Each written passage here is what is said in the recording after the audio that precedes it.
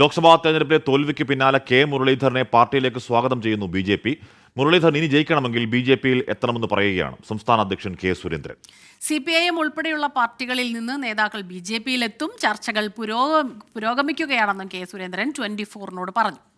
തെരഞ്ഞെടുപ്പിന് മുമ്പ് രണ്ട് കാര്യം പറഞ്ഞിരുന്നു. മുരളീധരൻ തൃശ്ശൂരിൽ 3-ം സ്ഥാനത്താവും. ഇനി ഒരു തെരഞ്ഞെടുപ്പിൽ മുരളീധരൻ ജയിക്കണമെങ്കിൽ ബി.ജെ.പിയോടൊപ്പം വരേണ്ടി വരും. ഇപ്പോഴും ഞാൻ അതിൽ ഉറച്ചു. അതിപ്പം 2024 ഇപ്പോൾ ഈ സത്യപ്രതിജ്ഞ കാര്യങ്ങളൊക്കെ കഴിഞ്ഞ് സർക്കാർ വന്നതിന് ശേഷം ധാരാളം ആൾക്കാർ ഇനിയും ബി.ജെ.പിയിലേക്ക് വരും. എല്ലാ പാർട്ടികളിൽ നിന്നുണ്ട്. CPM തന്നെ ധാരാളം ആൾക്കാർ ഇതിനോടകം തന്നെ വരാൻ തയ്യാറായി നിൽക്കുക. അപ്പോൾ അങ്ങനെയാണ്, കൂടുതൽ നേതാക്കന്മാർ തന്നെ ഇങ്ങോട്ട് എത്തും എന്നുള്ള ശുഭപ്രതീക്ഷയിലാണ് കെ സുരേന്ദ്രൻ. അതെ, ദീപക് ധർമ്മടം ചേരുന്നുണ്ട്. Deepak, good morning. Good morning. Good morning. Deepak, K മുരളീധരനെ അങ്ങ് ബി.ജെ.പിയിലേക്ക് വെറുതെ സ്വാഗതം ചെയ്യുന്നതാണോ, ആത്മാർത്ഥമായി പറയുന്നതാണോ?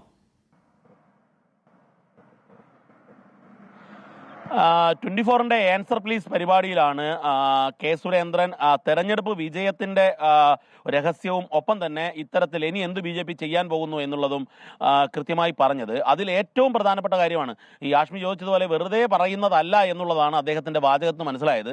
കാരണം നേരത്തെ പറഞ്ഞു കെ മുരളീധരൻ തൃശ്ശൂരിൽ ജയിക്കില്ല എന്നുള്ളത്. ഇപ്പോൾ കെ മുരളീധരൻ വളരെ മാനസികമായ ഒരു പ്രതിസന്ധി നേരിടുകയാണ്. കാരണം അദ്ദേഹത്തെ അങ്ങോട്ട് കൊണ്ടുപോയി കൊണ്ടുപോയി കൊല്ലിച്ചതും നീയേ ചാപ്പ എന്ന് മലബാറിലൊരു ചൊല്ലുണ്ട്. അതുപോലെയാണ് അദ്ദേഹം KC വേണുഗോപാലിനോടും കെ സുധാകരനോടും ഒക്കെ പറയുന്നത്. അദ്ദേഹം ആരുടെയും ഒരു നേതാക്കളുടെയും ഫോൺ എടുക്കുന്നില്ല, ഫോൺ സ്വിച്ച് ഓഫ് ചെയ്തു, നേതാക്കളെ കാണുന്നില്ല. ഇന്നലെ KPCC പ്രസിഡന്റ് കെ സുധാകരൻ വീട്ടിൽ വന്നപ്പോൾ പോലും അദ്ദേഹം സ്വീകരിക്കാൻ പുറത്തേക്ക് വരികയോ യാത്രയേക്കാൻ പുറത്തേക്ക് വരികയോ ചെയ്തിട്ടുണ്ടായിരുന്നില്ല. ഇതൊക്കെ കെ സുധാകരനും KC വേണുഗോപാലിനും എതിരെയാണ് കെ മുരളീധരന്റെ നിലപാട്. കാരണം ഇവരായിരുന്നു തൃശ്ശൂരിലേക്ക് അദ്ദേഹത്തെ വടകരയിൽ നിന്നും തൃശ്ശൂരിലേക്ക് മാറ്റിച്ചത്. അദ്ദേഹത്തിന് സമ്മതം ഉണ്ടായിരുന്നില്ല. അതുകൊണ്ട് തന്നെ ഈ ഒരു സാഹചര്യത്തെയാണ് ബി.ജെ.പി എൻഗേജ് ചെയ്യാൻ പോകുന്നത്. അതുകൊണ്ടാണ് കെ സുരേന്ദ്രൻ പറയുന്നത് ഇനിയൊരു ജയം വേണമെങ്കിൽ കെ മുരളീധരന് ഞങ്ങളുടെ കൂടെ വരാം, ബി.ജെ.പിയിലേക്ക് വരാം എന്ന ഒരു വാഗ്ദാനം അല്ലെങ്കിൽ ഒരു ഓഫർ നൽകുന്നത്. മാത്രവുമല്ല, പത്മജ അങ്ങോട്ട് പോയതിനു ശേഷം തന്നെ മുരളി നാളെ പോകുമെന്നൊക്കെ ഉള്ള ചർച്ചയുണ്ടായിരുന്നു.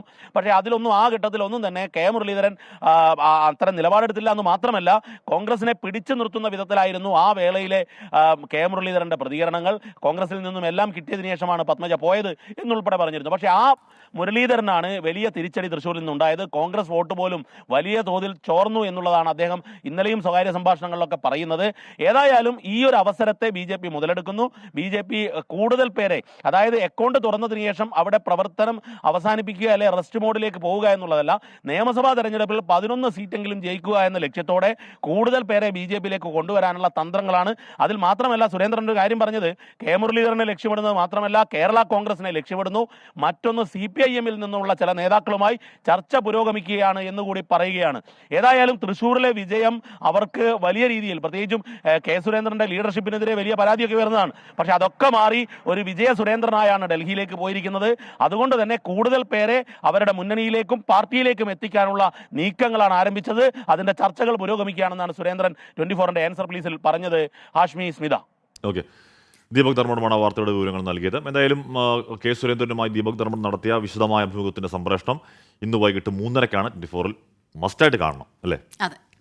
ആൻസർ പ്ലീസിൽ ബി.ജെ.പി സംസ്ഥാന പ്രസിഡന്റ് കെ സുരേന്ദ്രൻ. തൃശ്ശൂരിൽ ഇത്രമേൽ വലിയ വിജയം കേസ് പ്രതീക്ഷിച്ചു. ഏറ്റവും കൂടുതൽ അവിടെ പ്രയോജനം ചെയ്തിരിക്കുന്നത് സ്ത്രീകളുടെ വോട്ടാണ്. പത്മജ എത്തിയതായിരുന്നു ഒരു വലിയ വാർത്തയായി. അന്നേ പറയുന്നുണ്ടായിരുന്നു മുരളീധരൻ എത്താൻ സാധ്യതയുണ്ട്. ഇനി ഒരു തെരഞ്ഞെടുപ്പിൽ മുരളീധരൻ ജയിക്കണമെങ്കിൽ ബി.ജെ.പിയോടൊപ്പം വരേണ്ടി വരും. കേരളത്തിന് വേണ്ടി അങ്ങ് കേന്ദ്രത്തോട് എന്താണ് ആവശ്യപ്പെടുന്നത്? ഒന്നും ആവശ്യപ്പെടാതെ തന്നെയാണ് കേന്ദ്രം എല്ലാ കാര്യങ്ങളും കേരളത്തിന് തന്നിട്ടുള്ളത്. തൃശ്ശൂരിലെ വിജയം സുരേഷ് ഗോപിയുടെ വിജയമാണോ ബി.ജെ.പിയുടെ വിജയമാണോ? കെ സുരേന്ദ്രനുമായി ദീപക് ധർമ്മടം നടത്തിയ പ്രത്യേക അഭിമുഖം ആൻസർ പ്ലീസ് ഇന്ന് വൈകുന്നേരം 3:30-ന് 24-ൽ.